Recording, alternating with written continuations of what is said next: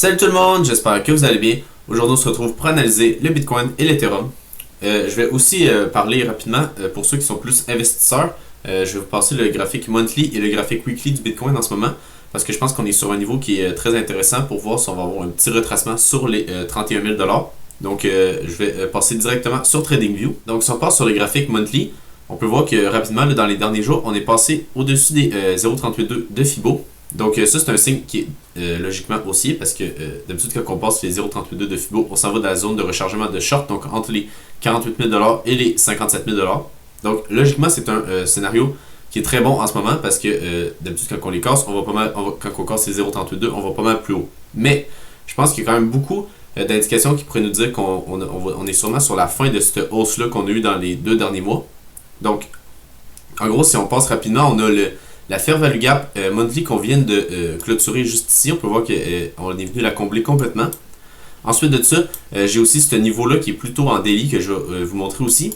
Puis en gros, là, qu'est-ce que je voulais vous montrer, c'est que regardez la précision avec laquelle que, ici, on était venu chercher la Fair Value Gap monthly. Puis après ça, on s'est vraiment fait rejeter pour repartir à la baisse. On peut voir avec les 3 mois ici qui étaient très très baissiers. Puis on avait même continué à descendre juste ici jusqu'aux 15 000 $.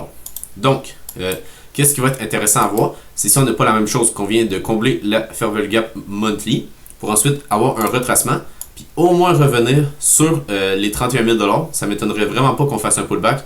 Mais je pense que ça serait très bien pour le marché en général de faire un beau pullback sur les 31 000 $. Ça permettrait d'avoir des bons points d'entrée aussi sur différents altcoins, sur le Bitcoin aussi.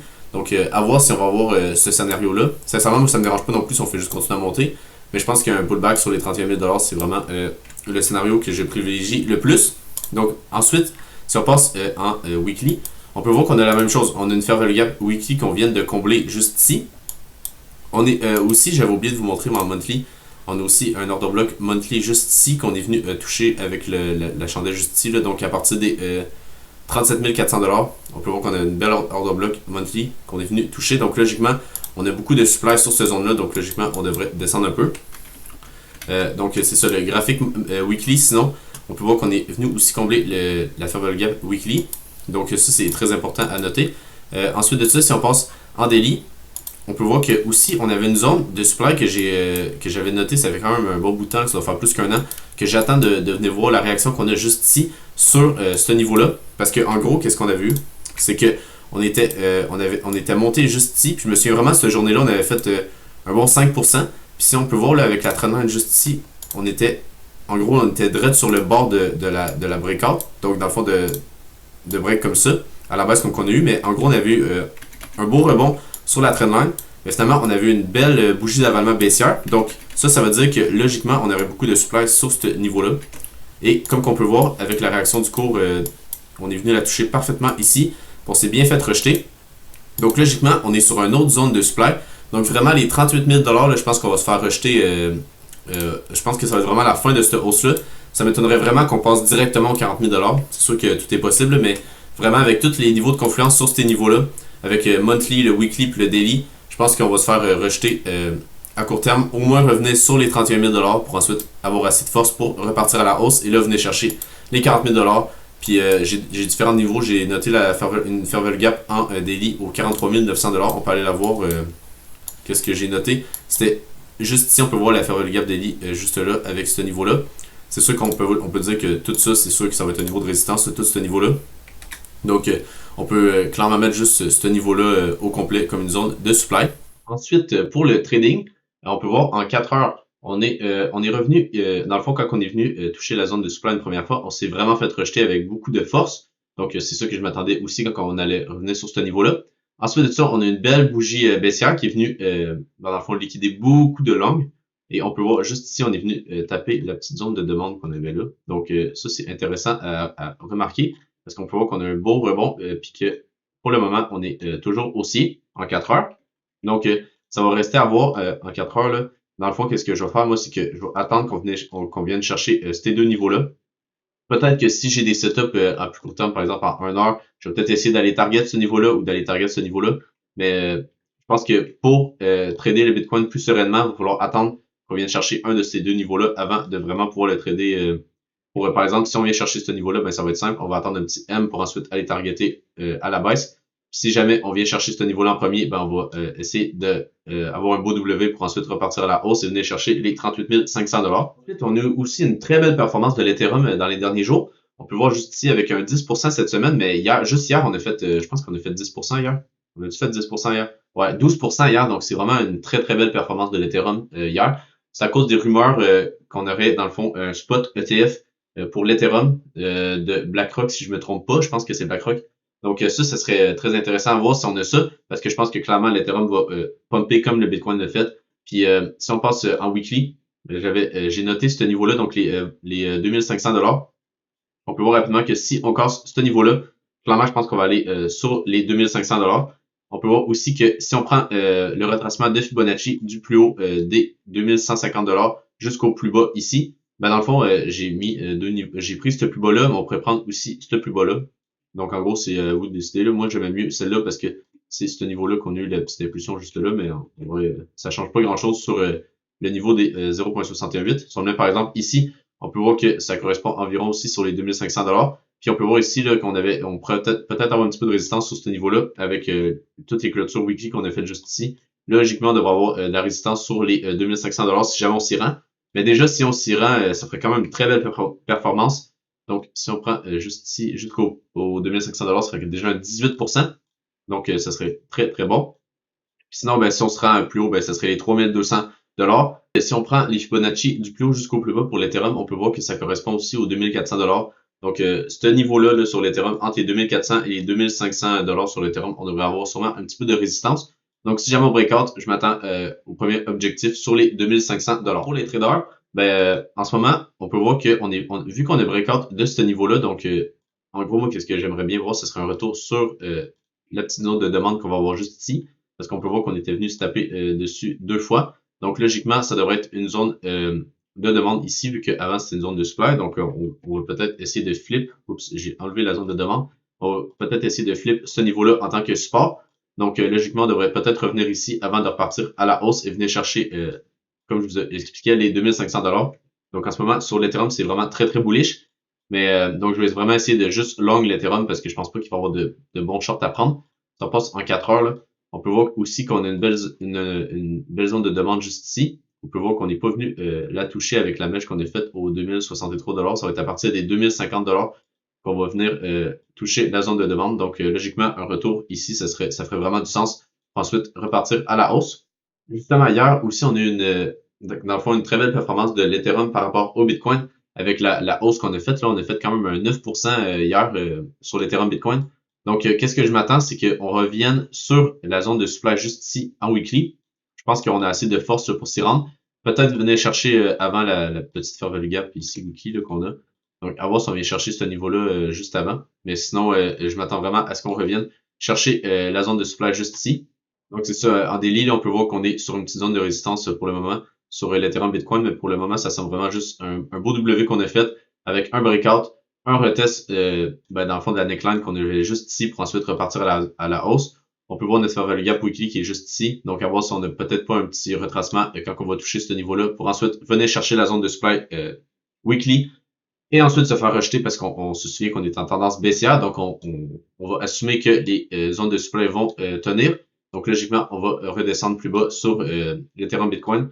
Si on passe en weekly, là, on peut voir que on n'est pas encore venu chercher le plus bas juste ici. Pour moi, si on vient chercher ce niveau-là, je pense qu'après ça, ça va être un bon niveau pour rentrer sur l'Ethereum Bitcoin puis venir targeter le haut du range. Si jamais aussi vraiment dans le meilleur des cas, ce serait de revenir sur ce niveau-là avant de targeter le haut du range. Mais pour moi, on n'est pas sur la fin de la baisse pour l'Ethereum Bitcoin. Je pense qu'on va revenir sur ces niveaux-là.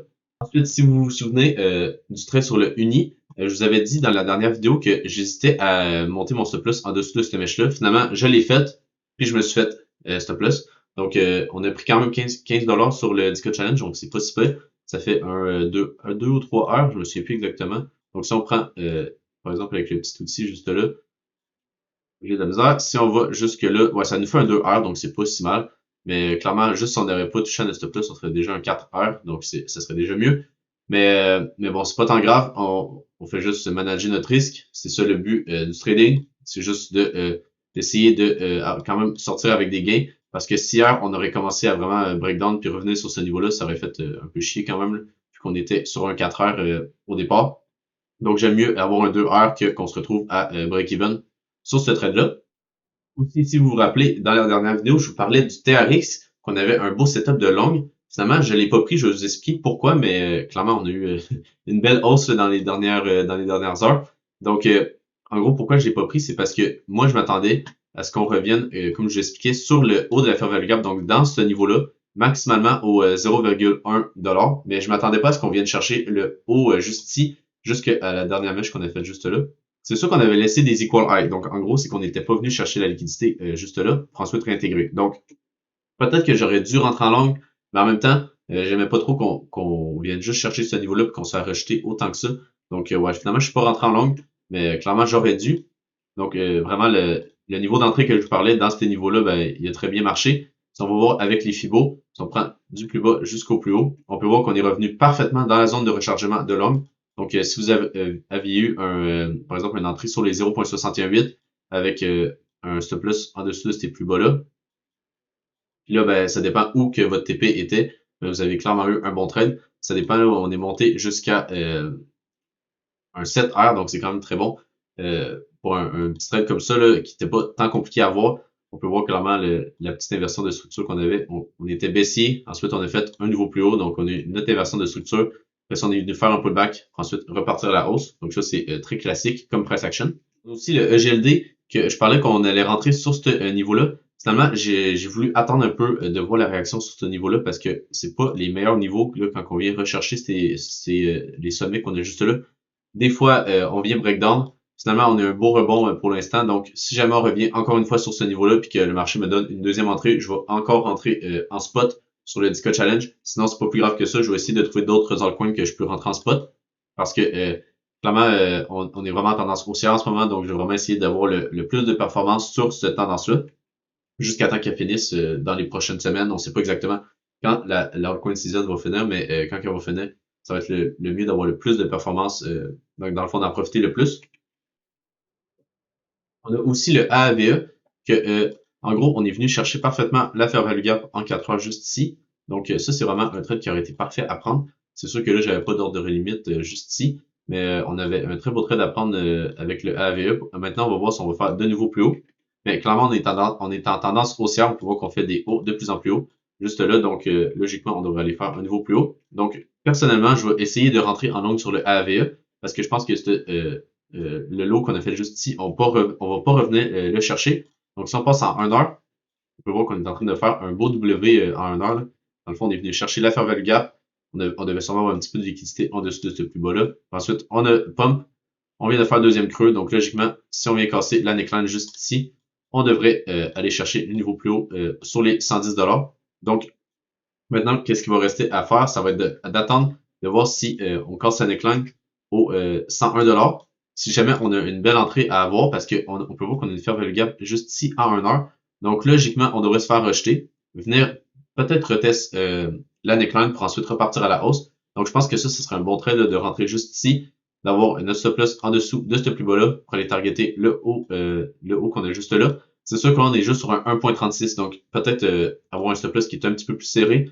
Si jamais on voit qu'on a un beau retest sur ce niveau-là, puis qu'on fait par exemple un W, peut-être juste avoir son stop loss en dessous du W. Ça pourrait être une autre alternative. Là, on peut voir qu'on serait déjà sur un 7.5 heures, donc c'est quand même pas mal mieux. Ensuite, si on passe sur l'order flow du Bitcoin, on peut voir qu'on a encore beaucoup d'achats en spot. Là. Le spot, il arrête pas d'acheter clairement. Là. On est vraiment dans une belle tendance en ce moment. Donc, logiquement, on devrait continuer à monter tant que le spot soutient la tendance haussière. Quand le spot va commencer à vendre, ça va être là que je pense qu'on va avoir un petit peu plus de baisse pour venir chercher les liquidations plus au sud. On a quand même pas mal de liquidations. Si on va voir sur la heatmap, on peut voir qu'on a pas mal de liquidations sur les 35 000 $. Donc, logiquement, on devrait venir les chercher à un moment donné. On a aussi notre Ethereum. On peut voir que les fundings hier sont montés à 0,05%, donc c'est vraiment très, très élevé. On peut voir que là, ils sont à 0,01%, mais c'est quand même très élevé comparé à d'habitude, qu'on peut voir sur des zooms. On peut voir qu'on est quand même très élevé sur les 0,01%. On peut voir que d'habitude, c'est là qu'on s'arrêtait. Là, avec hier, on est monté pas mal plus haut, mais c'est normal avec la news qu'on a eue. Logiquement, ça va rester de voir qu'est-ce qu'on a sur l'Ethereum. Peut-être que, comme je vous montrais, là, on a un petit peu de liquidité à venir chercher au-dessus de ces plus hauts-là. Donc, peut-être venir chercher ce niveau-là sur l'Ethereum, ensuite de redescendre un peu, venir chercher la zone de demande, comme je vous parlais, pour ensuite repartir à la hausse. En gros, les liquidités que je vous parlais sur l'Ethereum, c'est au-dessus des 2150 $, c'est à cause de ce plus haut-là qu'on a fait juste ici. Logiquement, on devrait avoir pas mal de liquidités à venir chercher juste là. Donc, si on finit sur l'order book du Bitcoin, on peut voir qu'on a quand même pas mal de ventes au 37 500 $. Donc maintenant, ça va rester à voir si on va réussir à passer ce niveau-là puis continuer à la hausse ou on va redescendre un petit peu puis venir chercher les 36 400 $. On a aussi quelques ordres plus bas qu'on avait avant aux 36 000 $, à voir s'ils vont réapparaître. Là, des fois, ils enlèvent parce qu'on monte trop haut puis ensuite, ils vont les remettre tranquillement sur ces niveaux-là. Donc, on peut voir qu'on a quand même pas mal de supply ici là, entre les 37 500 $ et 38 000 $. Donc, je pense pas qu'on va réussir à break ça d'un seul coup. On devrait avoir un petit peu de rejet à court terme. Donc, si vous avez aimé la vidéo, n'hésitez pas à vous abonner. Vous pouvez aussi aller vous abonner sur Twitter. Je fais des posts assez régulièrement. Sinon, je vous souhaite une bonne journée. On se voit pour une prochaine vidéo. Bye!